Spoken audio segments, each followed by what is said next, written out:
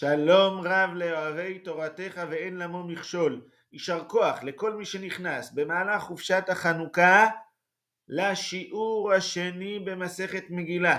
כל הכבוד, בזכותכם בעזרת השם עם ישראל ינצח את כל הרשעים ואת כל הזידים, כמו שאנחנו אומרים בעל הניסים, וזידים ביד עוסקי תורתך. וממילא כאשר ישראל הם עוסקי תורתך, וכל אחד עכשיו שלומד תורה בזמן החופשה מכליל עצמו בכלל עוסקי תורתך, וכשישראל הם עוסקי תורתך ממילא אנחנו מנצחים את הזידים והרשעים, כמו שאמרנו בתפילה, וזידים ביד עוסקי תורתך. אז בעזרת השם שנזכה להתבשר בשורות טובות, לראות בישועת הכלל והפרט ובגאולתנו השלמה. מתחילים ללמוד בעזרת השם מסכת מגילה, דף כ"ט עמוד ב', מהשורה הראשונה בשורות הרחבות. מהי פרשת שקלים? מהי אותה פרשת שקלים שציוותה המשנה לומר בשבת הראשונה של חודש אדר? רב אמר צו את בני ישראל ואמרת עליהם את קורבני לחמי, זו פרשת קורבן התמיד, משום שאת התמידים היו קונים ממחצית השקל. ושמואל אמר כי תישא, בתחילת פרשת כי תישא הקדוש ברוך הוא מצווה את משה על איסוף מחצית השקל. אומרת הגמרא בשלמה למאן דאמר כי תישא, היינו בדקרי לפרשת שקלים, מובן למה קוראים לקריאה שקלים, דכתיב בשקלים, כי בזה עוסקת הפרשה, באיסוף מחצית השקל. אלא למאן דאמר את קורבני לחמי, החמי די שקלים כתיב אתה, מה הקשר בין שקלים? היה צריך לקרוא לפרשה פרשת תמידים, פרשת קורבנות. עונה הגמרא אין מוצדק לקרוא לפרשת שקלים טעממי כדרבי טבי.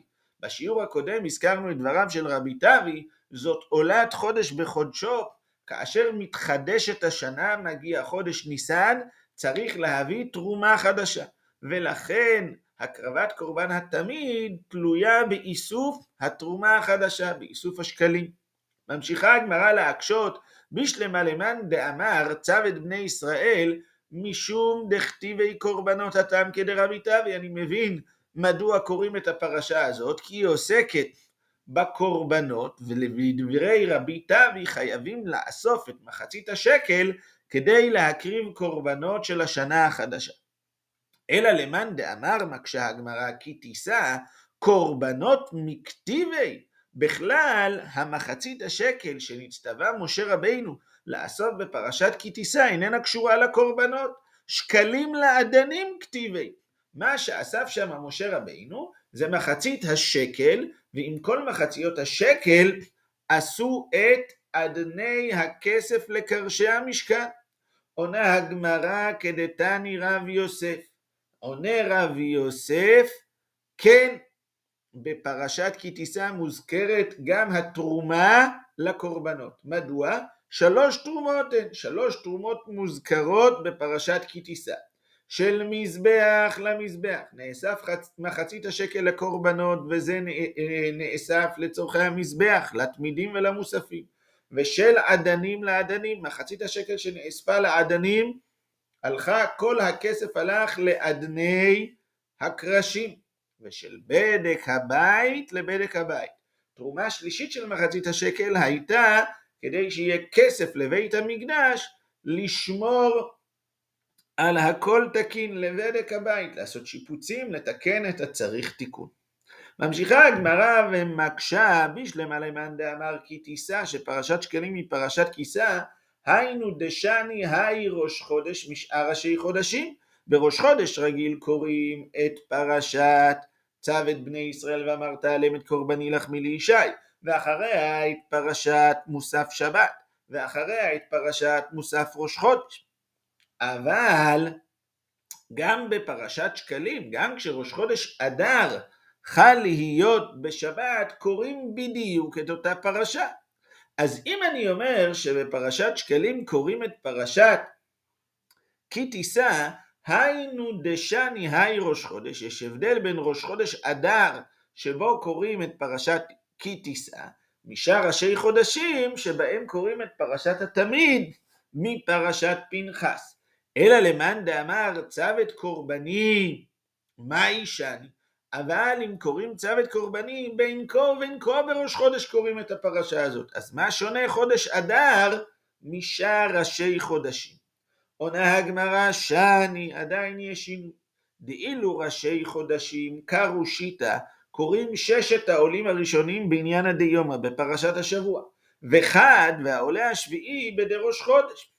ואילו העידנא ואילו בראש חודש אדר, כולו בדראש חודש. אומרת הגמרא שכאשר קוראים את פרשת שקלים, באותה השבת לא קוראים את פרשת השבוע, אלא כל שבעת העולים לתורה יקראו את פרשת ראש חודש שהיא פרשת שקלים. אומרת הגמרא, העניין הזה נכון, הניחא למאן דאמר לסדר פרשיות וחוזר. ראינו בסוף המשנה, שהמשנה אומרת שאחרי שגומרים לקרוא ארבעת הפרשיות, חוזרים אל הסדר. עכשיו השאלה לאיזה סדר? אז למאן דאמר לסדר פרשיות וחוזר, הכוונה היא שבארבע השבתות של שקלים, זכור, פרה והחודש, לא קוראים פרשת השבוע. ולכן בפרשה החמישית חוזרים לסדר הפרשיות של פרשות השבוע. אז ממילא לשיטה הזאת זה נכון, שבשבת שקלים קוראים רק את פרשת שקלים, ועולים כל שבעת העולים לפרשה זו. אז ממילא יש הבדל בין ראש חודש רגיל, שבו בסוף הקריאה קוראים את פרשת צו את בני ישראל ואמרת עליהם את קורבני לחמי לישי, לבין שבת שקלים שקוראים רק את הפרשה הזאת. אלא אומרת הגמרא, למאן דאמר לסדר הפטרות וחוזר, ופרשת הדיומא קרינן, מה ישני? אבל יש דעה שנייה, והיא הדעה שכידוע נפסקה להלכה, שגם בשבתות של ארבע פרשיות קוראים את פרשת השבוע כסדרה, אלא שמחליפים את ההפטרה. במקום לקרוא את ההפטרה הרגילה של פרשת השבוע, קוראים את ההפטרות השייכות לעניין שקלים, זכור, פרה והחודש. אם כן, לא יהיה הבדל, כי בין בראש חודש רגיל ובין בראש חודש אדר יקראו לשישה עולים בפרשת השבוע, ולעולה השביעי בפרשת צו את בני ישראל ואמרת עליהם את קורבני לחמי לישי. ממילא חוזרת השאלה, מה ההבדל בין ראש חודש, כל ראש חודש, לראש חודש אדר? עונה הגמרא שאני, דאילו ראשי חדשים קרו שיטה בעניין הדיומא, וחד קרי בדראש חודש. בראש חודש רגיל שישה עולים לפרשת השבוע, והעולה השביעי קורא פרשת ראש חודש. ואילו העידנא קרו תלתה בעניין הדיומא, רק שלושה עולים קוראים את עניין היום, שזה עוד פרשת השבוע, וארבעה עולים קרו בדראש חודש. זאת אומרת שלכל השיטות, כאשר קוראים פרשת שקלים, עולים לפרשת שקלים ארבע עולים. מייתי ועל זה מקשה הגמרא, ראש חודש שחל להיות, ראש חודש אדר שחל להיות בשבת, קוראים בפרשת שקלים ומפטירים ביהוידע הכהן. יהוידע הכהן אסף כספים לבית המקדש. עוד פעם מקשה הגמרא, בשלמה למאן דאמר שפרשת שקלים היא פרשת כי תישא, היינו דמפטירים ביהוידע הכהן. ממילא צודק להפטיר ביהוידע הכהן דדמי ליה. הפרשה שלנו עוסקת באיסוף כסף, פרשת כי תישא, וההפטרה עוסקת באיסוף הכסף של יהוידע הכהן. דכתיב בהפטרה כסף נפשות ערכו. אלא למאן דאמר את קורבני לחמי לישי מדמי. פרשת קורבני לחמי עוסקת בקורבנות, והפטרת יהוידע הכהן עוסקת באיסוף כסף. עונה הגמרא דמי כדרבי טרי. אותה תשובה שהגמרא אמרה לעיל, היא אומרת גם עכשיו. נכון שבפועל אנחנו קוראים על הקורבנות, אבל זה דומה, כי את הקורבנות האלה קונים מן התרומה, כמו שהסביר רבי טרי. קושיה הבאה של הגמרא, מי טבעי. חל להיות בפרשה הסמוכה לה, בין מלפניה ובין מלאחריה, קוראים אותה וכופלין אותה. מה זאת אומרת? אם חלה להיות פרשה הסמוכה לפרשת שקלים, זאת אומרת, קוראים באותה שבת פרשת תצווה, ובסוף פרשת תצווה מתחילה פרשת כי תישא, ממילא יש שם פרשת שקלים, או שפרשת שקלים חלה להיות בפרשת כי תישא, ואז ממילא כבר לפרשת השבוע קוראים את פרשת שקלים. כל זה נכון בין מלפניה ובין לאחריה, למאן דאמר שפרשת שקלים היא פרשת כי תישא. לכן שואלת הגמרא, בשלמה למאן דאמר כי תישא, היינו דמיתרמי בהוא זימנה, כי באמת באזור של ראש חודש אדר אנחנו נמצאים באמצע ספר שמות, באזור של פרשות תצווה וכי תישא. אלא למאן דאמר צו את קורבני, שפרשת שקלים היא קטע מפרשת פנחס, ממיתרמי בהוא זימנה, האם באמצע החורף מגיעים לקרוא בספר במדבר? הרי ספר במדבר נקרא בדרך כלל בימות הקיץ אחר שבועות. עונה הגמרא, אין, יכול להיות שיפול שבחורף יקראו פרשת פנחס לבני מערבה, למנהגם של בני ארץ ישראל, מערבה בלשון התלמוד, דמסקי לדאורייתא בתלת שנין. אנחנו שגומרים את התורה פעם בשנה, מנהגנו כמנהג הבבלי, אבל המנהג הארץ הישראלי היה לגמור את התורה ב3 שנים, וממילא לפי מנהג ארץ ישראל יכול להיות מקרה שפרשת פנחס תיפול בחורף, ואז ממילא בשבת ראש חודש פרשת פנחס תהיה גם ככה הפרשה הסמוכה לפרשת שקלים, בין מלפניה בין מלאחריה. אבל על אף המחלוקת עכשיו מביאה הגמרא ברייתא שמוכיחה את שיטתו של שמואל. תניא קבתי דשמואל ראש חודש אדר שחל להיות בשבת קוראים כי תישא, כששיטתו של שמואל, ומפטירים ביהוידע הכהן. עד כאן מחלוקת רב ושמואל. עניין חדש. אמר רבי יצחק נפחא, ראש חודש אדר שחל להיות בשבת מוציאים 3 תורות, 3 ספרי תורה, וקוראים בהם, אחד בעניינו של יום פרשת השבוע, ואחד בשל ראש חודש צו את בני ישראל ואמרת עליהם את קורבני לחמי לישי, ואחד שלישי בכי תישא לפרשת שקלים. עוד דוגמה לשבת שבה מוציאים 3 ספרים, ואמר רבי יצחק נפחא, ראש חודש טבת שחל להיות בשבת מביאים 3 תורות וקוראים בהם, אחד בעניינו של יום פרשת השבוע, ואחד בדי ראש חודש מכיוון שראש חודש טבת, ואחד בחנוכה כי ראש חודש טבת תמיד הוא אחד מימי החנוכה. שואלת הגמרא, מדוע צריך לתאר את הדין של שבת משולשת גם בראש חודש אדר וגם בראש חודש טבת? עונה הגמרא, וצריכה דאי יתמרבה. אם היה רבי יצחק מדבר רק על ראש חודש טבת, היינו אומרים בהכה אמר רבי יצחק שראש חודש טבת יכול לצאת שקוראים בו ב3 ספרים, אבל בהך בראש חודש אדר כרב סביר עלי דאמר פרשת שקלים את קורבני לחמי לישי ובשתי תורות צגי. אם פרשת שקלים היא קורבני לחמי לישי, זו אותה פרשה גם לשקלים וגם לראש חודש, וממילא מספיק להוציא 2 ספרי תורה. כמשמע לן שרבי יצחק סבר כשמואל שפרשת שקלים היא פרשת כי תישא, ולכן צריך להוציא 3 ספרי תורה. אומרת הגמרא, אם כן ולימה, יגיד רבי יצחק את החידוש לגבי ראש חודש אדר, ולא בעיה, והחידוש על ראש חודש טבת הוא מיותר.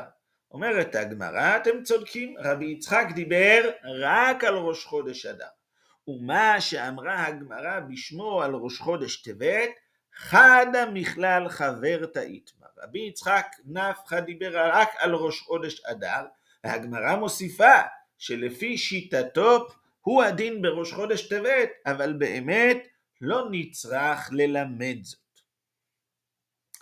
איתמר, נושא הבא, ראש חודש טבת שחל להיות ביום חול. עכשיו יש לנו לקרוא 2 קריאות, את הקריאה של ראש חודש ואת קריאת החנוכה. אמר רבי יצחק, מכיוון שמדובר בחנוכה יש 4 עליות, קרו תלתה בראש חודש וחד בחנוכה. קוראים 3 עליות בראש חודש והעלייה הרביעית חנוכה. ורב דימי דמין חיפה אמר קרו תלתה בחנוכה. קוראים 3 עליות לחג החנוכה וחד בראש חודש ועלייה רביעית לראש חודש. אמר רבי מני קבתי דרבי יצחק נפחא מסתברא, שקוראים 3 עליות של ראש חודש ורק 1 לחנוכה. דתדיר ושאינו תדיר, תדיר קודם. צריך להעדיף את קריאת ראש חודש שהיא תדירה 12 פעמים בשנה על קריאת חג החנוכה שהיא רק 8 פעמים בשנה. ותדיר ושאינו תדיר, תדיר קודם, לכן 3 עליות בראש חודש ועלייה רביעית בחנוכה. אמר רבי אבין קבתי דרב דימי מסתברא, מדוע? מי גרם לרביעי שיבוא ראש חודש? חנוכה בכל יום קוראים 3 עליות. העלייה הרביעית היא רק משום שהיום ראש חודש. היא לכך רביעי בראש חודש באים יקרי, ולכן יקראו 3 עליות בחנוכה, והעלייה הרביעית כדי לציין שהיא רק בזכותו של ראש חודש, בה יקראו את קריאת ראש חודש. שואלת הגמרא, מה היה ועלה? רב יוסף אמר אין משגיחים בראש חודש. קוראים 3 עליות לחנוכה והרביעית לראש חודש. ורב אמר אין משגיחים בחנוכה, 3 עליות לראש חודש ו1 לחנוכה. והלכתה אין משגיחים בחנוכה, 3 עליות לראש חודש ועלייה 1 לחנוכה וראש חודש עיקר. כי בקריאת הראש חודש עולים 3 עליות. איתמר, חל להיות בבעתה תצווה. מה קורה כאשר שבת פרשת שקלים היא שבת פרשת תצווה? ממילא פרשת שקלים היא בעצם המשך של פרשת השבוע. אמר רבי יצחק נפחא, קרו שיטה, יקראו 6 עליות מבעתה תצווה עד כי תישא, ועלייה השביעית וחד מכי תישא ועד ועשית מנורת זהב טהור, שזה בעצם פרשת שקלים. אני רגע צריך לעבור דף במחשב. אמר אביי לרבי יצחק נפחא אמרי אוקמי הוא דקמוקמי התם. אם יעשו ככה לא ידעו שפרשת כי תישא נקראת בגלל פרשת שקלים, אלא יחשבו שפרשת השבוע ממשיכה עד שם, ואוקומי, ההפסקה שבה צריך לעמוד הוא כמוקמי התם. אלא אמר אביי כדי שיהיה ניכר שקוראים קריאה מיוחדת לפרשת שקלים, קראו שיטה מבעתה תצווה עד ועשית. יקראו את 6 העולים עד סוף פרשת שקלים.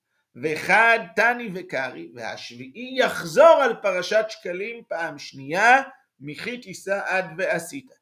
ואז יהיה ניכר שקריאת השביעי דבר מיוחד בשביל פרשת שקלים.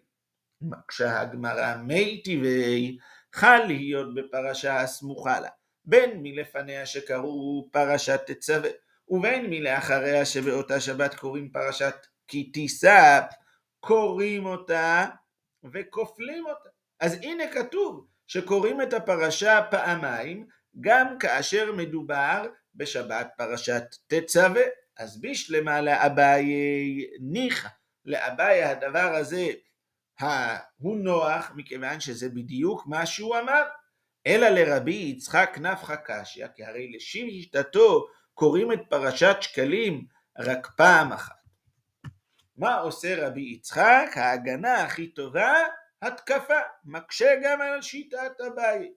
אמר לך רבי יצחק נפחא, ולאביי מניחא, גם לאביי אי אפשר להסתדר עם הברייתא. תנח לפניה, מצוין, אני מבין למה לקפול, כדי שיהיה ניכר שאת פרשת כי תישא קוראים לשם פרשת שקלים. אלא לאחריה היכי משכחת לה. למה שיקפלו פעמיים את פרשת שקלים כאשר מדובר בפרשה שלאחריה? אלא מאי איתלך למימר כופלה בשבתות. מה זאת אומרת? שקוראים את פרשת כי תישא בשבת אחת, ובשבת הבאה יקראו אותה עוד פעם לשם פרשת השבוע. הכנה מכופלה בשבתות, כאשר חלה להיות פרשת שקלים בפרשת תצווה, קוראים בשבת אחת פרשת כי תישא, ואז קוראים גם בשבת שלאחריה. וממילא אין שום ראיה מן הברייתא לפי פירושו של רבי יצחק נפחא. שואלת הגמרא, מה קורה כאשר פרשת שקלים חל להיות בכי תישא עצמה? אמר רבי יצחק נפחא, קרו שיטא מן ועשית עד ויקל, ידלגו על הפסוקים הראשונים של פרשת השבוע, ויתחילו מהפסוק ועשית עד סוף הפרשה, עד תחילת פרשת ויקל. וחד, ואז יהיה השביעי שיחזור ויקרא את פסוקי כי תישא. וחד קרי מכי תישא עד ועשית, כדי לא לקרוא את אותם הפסוקים פעמיים. מתקיף לאביי, השתא אמרי למפרע ודקרי. לא יבינו אנשים איך קראו ועכשיו חוזרים פתאום אחורה וקוראים פסוקים שדילגו עליהם. אלא אמר אביי, מה יעשו? קראו שיטא עד ויקל כולל את פסוקי פרשת שקלים, ואחד תני וקרי והשביעי יקרא עוד פעם את הפסוקים מכי תישא ועד ועשית. ועל זה אומרת הגמרא שהברייתא מוכיחה כשיטת אביי. תניא כבתי דאביי, חל להיות בכי תישא עצמה, קוראים אותה וכופלים אותה. יקראו את פרשת כי תישא פעמיים, אחת בהעלייה הראשונה לתחילת קריאת פרשת השבוע, והפעם השנייה לפרשת שקלים. עד כאן לימודינו להיום. חזקו ואמצו, חנוכה שמח.